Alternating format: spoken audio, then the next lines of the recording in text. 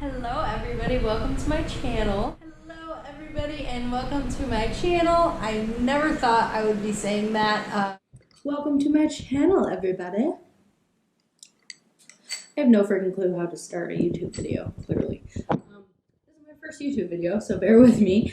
I really want to touch on a subject that I feel like there is so much information about, but nobody really goes into the depth of it. So this is a subject I'm very passionate about, and I didn't want to squeeze it into like a caption on a picture or Insta stories. So I really wanted to give this subject the time it deserves and put it all into a YouTube video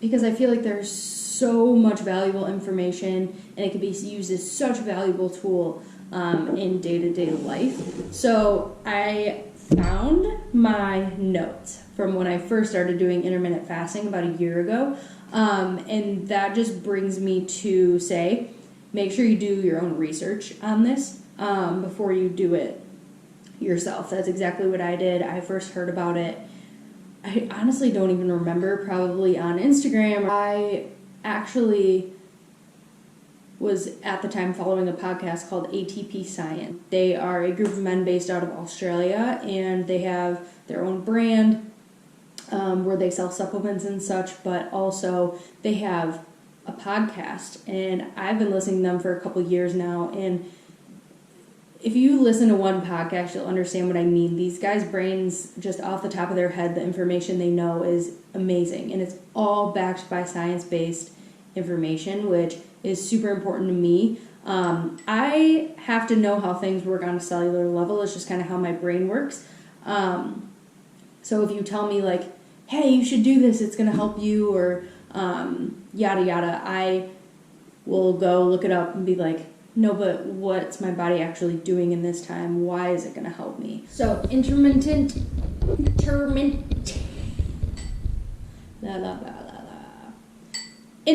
fasting. Basically, you are fasting and eating in certain windows. So, fasting just means you are drinking water, and that's about it. There's a lot of debate on kind of what you can have while you're fasting, what you can't have. Typically, rule of thumb, water, black coffee, black tea. There's so many different ways to do fasting. Some people will be super extreme and do like a 24-hour fast every few months. I've never done that. Maybe I'll work my way up to that. I use it more as like a daily tool. So I will do like a 16 to 8 fasting period. So I will fast for 16 hours, eat for 8. Sounds pretty extreme, but you have to take into consideration you're sleeping for like 7 to 8 of those fasting hours, and then also I will usually work out during my fasting period, so that's another hour. So there's a lot of things that you're doing to keep yourself kind of occupied during that fasting period. And it does get easier as time goes on. What kind of fasting you do and what time you're fasting is totally going to depend on what your work schedule's like. So I work a 9 to 5 or a 9 to 6, typically Monday through Friday. So I will fast starting at 8 or 9 o'clock at night. When I'm done with dinner, that's when I end it, and then obviously go to sleep, and then I fast all through the morning. So I'll have my coffee in the morning. This is also kind of up for debate. People are like, oh, you can't have 0-calorie sweeteners, but honestly, if you're doing it for more things like on a cellular level, then maybe be more strict about it if it's like strictly medical. But for the purpose of like weight loss benefits,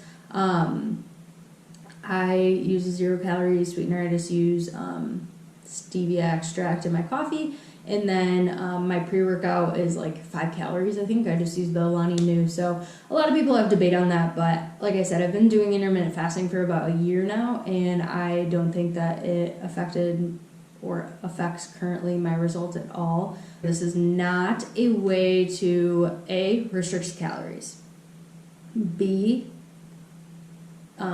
or I guess also eat less. It's not a way to do that. It's not some magic diet that's going to make you lose weight, where if for 8 hours that you're just eating complete junk food. it's not going to work. You have to have your nutrition, your macros, your calories, everything in check before you start doing something like this. It's more just a tool to kind of help when you're already kind of on track, or if you hit that plateau, which where I was kind of at when I started it. So I have notes here strictly so that I do not ramble and go off on a tangent, because we all know I love to talk, okay?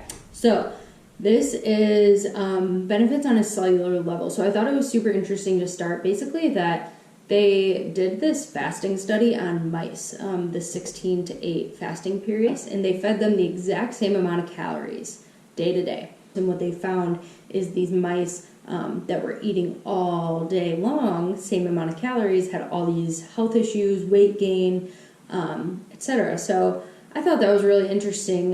That's kind of how they found it. Number one thing I noticed with fasting was my mental clarity, in just my concentration levels, and everything. I could not believe it. So usually you're told your whole life, breakfast is the most important meal of the day. You gotta, if you think about it, breakfast is break fast. You're breaking your fast with breakfast. You were sleeping all night. I would wake up at 5:30, work out, drinking a ton of water during this time, obviously. Come home, get ready for work, and then I would drink coffee with my stevia on my way to work.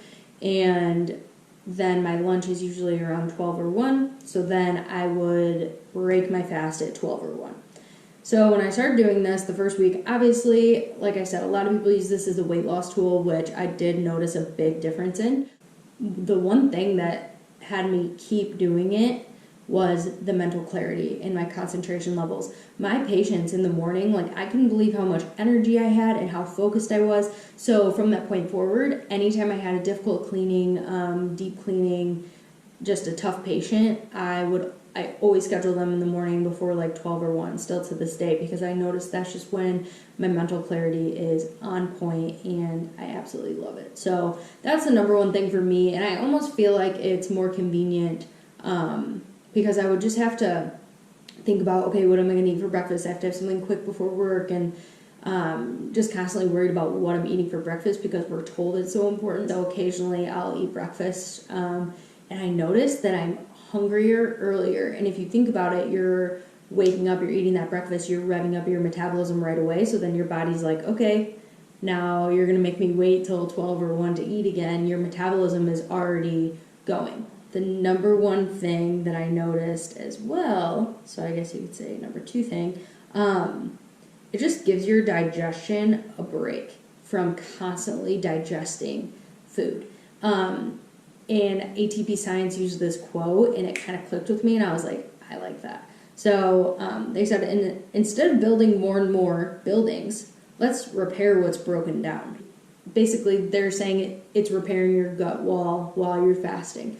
We know now how important gut health is for us. It's related to our brain. Our gut is also crucial for our immune system as well. So obviously in this time we're in now, super important as well. So there's so many benefits behind it, and I think it's important even if you're not doing it day to day. I'll use it if I am eating a lot later than usual, if I'll have pizza or something at night, and then the next day I still wake up and I'm really gurgling, I'm just kind of full, I will just fast all morning, drink a ton of water. Water with lemon is awesome, and just let my digestion have a little break. And then I noticed by noon, I'm like, okay, I'm ready to eat again.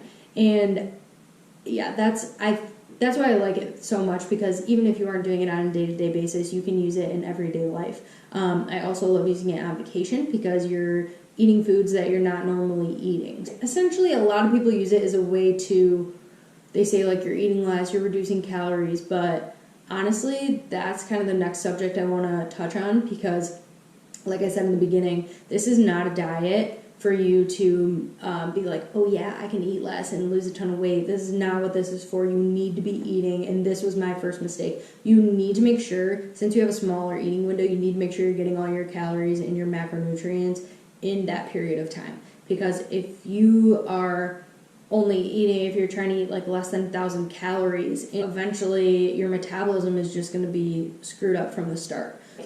if you have no idea, if you're like, what the heck is a macro? What's a carb? What's a fat? What's a protein? How many calories am I supposed to be eating? How many calories am I burning in a day? If you don't know any of the answers to those questions, then don't jump into this and be like, all right, this is my way to fat loss. Definitely start from the beginning.